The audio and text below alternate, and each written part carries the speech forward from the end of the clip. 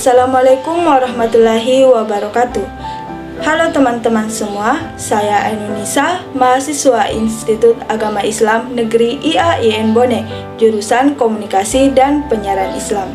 Nah, sebelum memulai video presentasi kali ini, saya ada satu quotes, yaitu kamu bisa memiliki ide-ide berlian, tapi jika kamu tidak menjelaskannya, ide-ide berlian itu tidak akan membawamu kemanapun.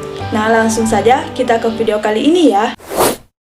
Di video kali ini, saya akan mempresentasikan dua materi. Yang pertama, komunikasi dan hubungan antar pribadi. Bagian pertama, pengertian komunikasi antar pribadi. Komunikasi antar pribadi adalah komunikasi yang berlangsung dalam situasi tatap muka antar dua orang atau lebih, baik secara terorganisasi maupun pada kerumunan orang. Komunikasi menjadi sangat urgen untuk dilakukan baik antara individu dengan individu, individu dengan kelompok, maupun antara kelompok dengan kelompok. Bagian kedua, pengembangan dan perusakan hubungan.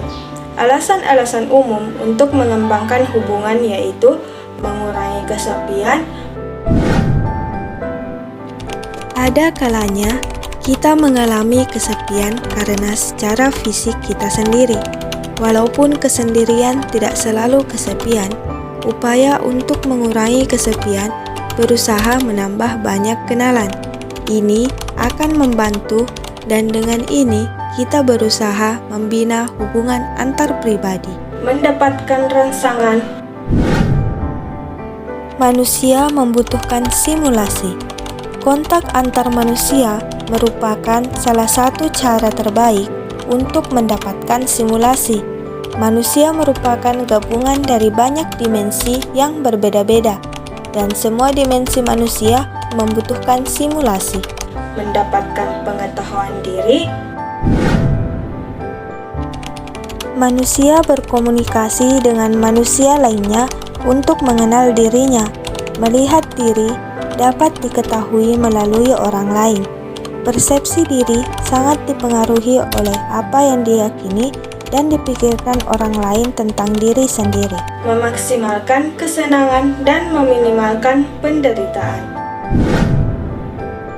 Alasan paling umum untuk membina hubungan dan alasan yang dapat mencakup semua alasan lainnya adalah bahwa manusia berusaha berhubungan dengan manusia lain untuk memaksimalkan kesenangan dan meminimalkan penderitaan. Kemudian, proses memprakarsai hubungan memiliki 6 langkah, yaitu mengenali kualitas, mendapatkan lampu hijau, membuka perjumpaan, melontarkan topik pemandu, menciptakan kesan yang menyenangkan, dan merencanakan pertemuan kedua. Lalu, bagaimana sih cara mengatasi adanya konflik dalam komunikasi? Yang pertama, keterbukaan, yaitu kemauan menanggapi dengan senang hati informasi yang diterima dalam menanggapi hubungan antar pribadi. Yang kedua, empati, yaitu merasakan apa yang dirasakan orang lain. Yang ketiga, dukungan adalah situasi terbuka untuk mendukung komunikasi berlangsung efektif. Yang keempat, rasa positif adalah seseorang yang harus memiliki perasaan dan sikap positif terhadap dirinya, mendorong orang lain lebih efektif, berpartisipasi, dan menciptakan situasi komunikasi kondusif untuk interaksi yang efektif. Yang kelima, kesetaraan atau kesamaan, yaitu pengakuan secara diam-diam bahwa kedua belah pihak menghargai, berguna, dan mempunyai sesuatu yang penting untuk dipertimbangkan.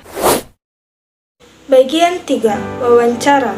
Wawancara adalah salah satu bentuk komunikasi antar pribadi yang terjadi antara dua orang yang saling berinteraksi, terutama pada format tanya jawab untuk mencapai tujuan tertentu. Kemudian, langkah-langkah yang harus dipersiapkan dalam melakukan wawancara.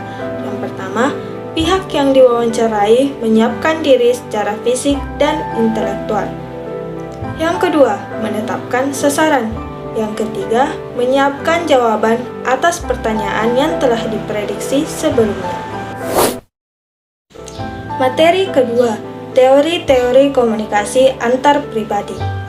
Teori komunikasi antar pribadi merupakan teori-teori yang banyak diaplikasikan dalam konteks hubungan antar pribadi, yakni proses komunikasi yang terjadi antara dua orang, baik yang langsung maupun yang menggunakan media tertentu. Teori komunikasi antar pribadi terpusat pada individu. Yang pertama, teori kumpulan tindakan. Fokus dari teori ini adalah mengenai perilaku nyata manusia dan terutama aspek-aspek mengenai perilaku yang menarik perhatian dalam berinteraksi sosial. Yang kedua, teori perencanaan komunikasi. Teori ini berusaha menjelaskan bagaimana individu-individu sampai pada sebuah pemahaman akan tindakan-tindakan dan pembicaraan terhadap satu sama lain dengan tujuan yang diarahkan. Yang ketiga, teori konstruktivisme. Menurut teori ini, para individu melakukan interpretasi dan bertindak menurut kategori-kategori konseptual di dalam pemikirannya. Teori komunikasi antar pribadi terpusat pada interaksi atau wacana. Pertama, teori analisis percakapan. Tujuan utamanya adalah menyusun kebiasaan-kebiasaan dan keberaturan-keberaturan dasar yang masuk di akal. Yang kedua, teori kebohongan antar pribadi.